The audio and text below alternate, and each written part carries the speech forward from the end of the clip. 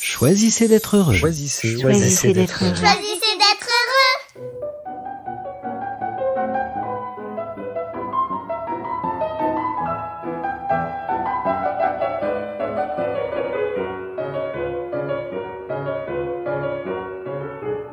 Une fenêtre ouverte. Aujourd'hui, je vous emmène au Met, le Metropolitan Museum of Art à New York, le plus grand musée d'art des États-Unis et l'un des plus grands musées au monde, ouvert à la fin du 19e siècle, juste un an avant l'ouverture officielle de Central Park, qui l'entoure de sa verdure chatoyante.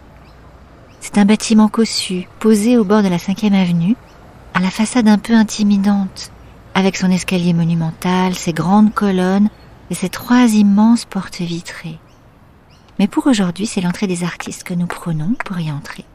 Une petite porte dérobée, réservée aux members, les visiteurs les plus fidèles qui ont choisi de soutenir le Met en lui accordant une contribution régulière, même modeste. Magie du mécénat à l'américaine, qui permet à cette puissante institution d'accueillir les legs des plus grands collectionneurs tout autant que le modeste soutien d'amateurs avertis ou de curieux passionnés. Avec ses plus de 2 millions d'œuvres d'art, il n'est bien sûr pas question aujourd'hui d'aller en faire une visite exhaustive, mais simplement de profiter, ne serait-ce qu'une heure, de l'atmosphère bien particulière qui règne ici. Le musée est ouvert sur le monde. Il accueille aussi bien des touristes que des étudiants, des artistes que des chercheurs. Et dans le dédale de ces vastes salles, on peut juste s'asseoir un instant pour rester en contemplation, en communion sûrement avec l'œuvre sur le mur juste en face. Se laisser traverser par tout ce qu'elle pourrait avoir à nous dire peut-être, et dialoguer avec elle pour envisager les hypothèses, confronter les scénarios, explorer les chemins. Finalement, au bout de l'histoire, on n'aura peut-être vu qu'un seul tableau aujourd'hui, admirer une seule sculpture, mais quelle rencontre inoubliable! Allez, je vous emmène. Ces jours-ci, l'exposition qui fait parler d'elle est consacrée aux 2 peintres français, Matisse et Derain, précurseurs du fauvisme et qui, après la sagesse de l'impressionnisme à la palette claire pour dépeindre la lumière sur le paysage, ont ouvert grand la porte de l'audace de la couleur.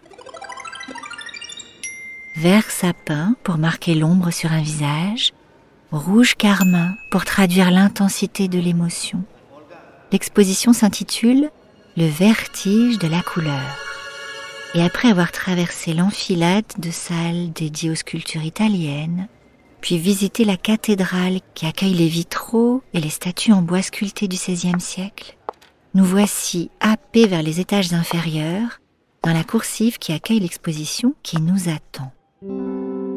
Lumière d'été sur le port de Collioure, sur les collines qui le surplombent, dans les ruelles qui y conduisent. Matisse et Derain semblent avoir passé 3 mois bénis début 1905, à explorer comme des enfants joueurs et audacieux l'ombre et la lumière, l'intérieur et l'extérieur, la fraîcheur du rose et la profondeur du vert. Un tableau retient plus particulièrement mon attention, comme une évidence, un appel implicite, fenêtre ouverte. Alors je m'assieds et je décide d'en faire mon sujet d'observation pour aujourd'hui. Je ne suis pas seule et nous pourrons même partager nos impressions avec mon compagnon qui accepte de se prêter au jeu lui aussi. Et peut-être même pourriez-vous être tenté d'en faire autant, sur le tableau ou la photo juste en face de vous, là, juste sur le mur, ou simplement en regardant le paysage par la fenêtre, comme nous allons le faire en contemplant cette fenêtre ouverte sur le port de Collioure. Après nous être confortablement installés, avoir pris le temps d'entrer en contact avec le tableau, un peu comme si on le saluait d'abord, et qu'on lui demandait poliment s'il acceptait de nous livrer ses secrets, nous voici partis en exploration. Et quelle est la première chose qui vient à toi en regardant ce tableau? Je vois que la vie est pleine de couleurs, et j'aime la fraîcheur naïve de ces couleurs, leur côté un peu chamallow, Bon, rien de bien nouveau dans tout cela, me direz-vous. Et quelle est la deuxième chose qui te frappe en regardant ce tableau? C'est drôle, la fenêtre est ouverte sur l'extérieur, sur la nouveauté. Et c'est la lumière à l'extérieur qui attire l'œil. Et puis le mouvement des bateaux dans le port, le clapotis de l'eau qu'on croirait presque entendre et le miroitement de la mer au soleil. La vie est si captivante à l'extérieur. Et quelle est la troisième chose que tu vois en regardant ce tableau?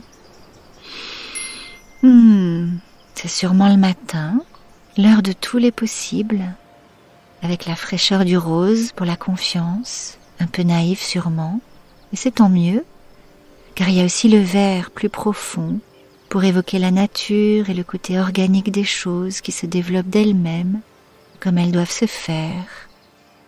En fait, il est si rarement besoin d'intervenir sur les processus qui régissent le monde, et nous sommes bien présomptueux d'imaginer parfois en être positivement responsable. Troublant pouvoir philosophique d'une image de vacances. Et quelle est la quatrième chose qui vient te toucher en regardant ce tableau? Les deux parties de la fenêtre semblent très complémentaires. La gauche et la droite, la verte et la rose. Le rose se reflète dans le vert et le vert est dans le rose. Tout est dans tout finalement. D'ailleurs, ils se mélangent au milieu. Et puis le paysage les met en scène tous les deux. La vie est faite de polarité, ombre et lumière, masculin et féminin. Et l'avenir peut se nourrir de ces énergies complémentaires qui gagnent tant à être combinées, le chaud et le froid, le dedans et le dehors, l'engagement et le détachement. Être avec l'autre sans se perdre soi-même. Mais Matisse a-t-il un instant imaginé tout cela en s'asseyant au soleil pour peindre ce tableau?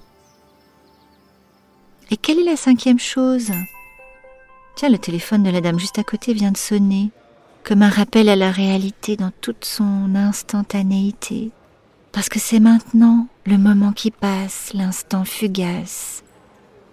C'est sûrement ça dont voudrait nous parler le tableau également. Mais il y a des gens qui passent devant nous, la dame dont le téléphone vient de sonner, comme pour faire obstacle à cette fraîcheur de l'instant. Et la sixième chose? Eh bien précisément, garder cette fraîcheur de l'instant, en prendre soin, cueillir le matin, accueillir la fraîcheur des choses et chérir ce moment juste avant.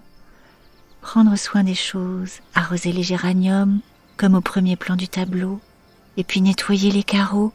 Tiens, je me demande bien qui s'en est occupé avant que Matisse ne s'installe face à la fenêtre pour peindre son tableau. Et à présent, qu'est-ce que tu sais maintenant de tout cela?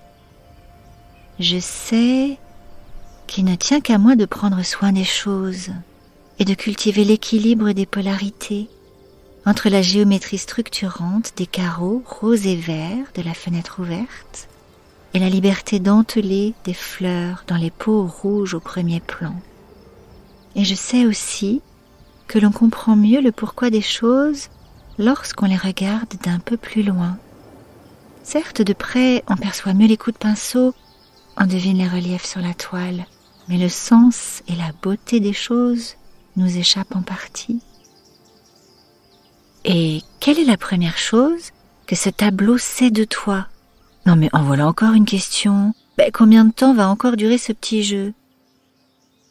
Et derrière ma résistance à creuser un peu plus, et ma tentation de trouver des réponses rationnelles et recevables à cette nouvelle série de questions, réside à nouveau le plaisir d'aller soulever un coin du voile pour explorer ce qu'il y a sous la surface des choses, en laissant jaillir les mots pour éclairer la croisée des chemins. Magie du questionnement itératif en 6 points, mis en évidence dans toute sa puissance par le clean coaching comme un processus clarificateur et nettoyant. Alors cette semaine, si le cœur vous en dit, tentez vous aussi l'expérience de cette exploration en 6 points, minutieuse et systématique, drôle et agaçante à la fois. Face à votre propre fenêtre ouverte, quelle qu'elle soit, n'importe où, au musée ou sur son canapé, à la maison ou dans la rue, pour explorer cette situation qui vous préoccupe ou bien celle qui vous réjouit, pour résumer le meilleur de la journée, avec la confiance dans ce qui va émerger, porté par le vertige de la couleur qui vient éclairer votre propre paysage intérieur. Ouvrez grand les rideaux pour faire entrer la lumière, comme à Collioure en 1905. Très belle journée à vous et choisissez d'être heureux.